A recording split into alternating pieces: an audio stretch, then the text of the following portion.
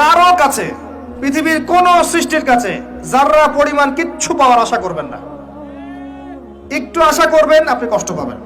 কারো কাছে কোনো আশা করতে যায় না, শুধু আল্লাহর কাছে আশা করেন। সমস্ত কাজের প্রতিদান আল্লাহর কাছে চান, পরকালে আপনি সুখে থাকবেন ইনশাআল্লাহ। শেষ হাসি আপনি হাসবেন ইনশাআল্লাহ। এছাড়া আমি কোনো সলিউশন দেখি না ভাই। আমি কলিজা থেকে কথাগুলো বললাম আপনাকে, আর যে কথা কলিজা থেকে বের হয় সেই কথা আপনার কলিজার মধ্যে আঘাত করবে ইনশাআল্লাহ। সব কাজ শুধু আল্লাহর জন্য করেন, কেউ আপনার আপন না। আল্লাহ ছাড়া কেউ আপনার আপন নয়। আপনি ভুল করবেন যদি আপনি অন্য কাউকে আপন মনে করেন। আপনার পলিটিক্যাল লিডার, আপনার প্রশাসনের স্যার, আপনার পরিবারের স্ত্রী, আপনার সন্তান, হাবি জাবি যা যা আছে, যদি মনে করেন আমার আপনজন, আপনি ভুল করবেন। সবাই সবার স্বার্থ চেনে, সবাই সবার স্বার্থ চেনে। শুধু আল্লাহ আপনাকে নিঃস্বার্থভাবে ভালোবাসে।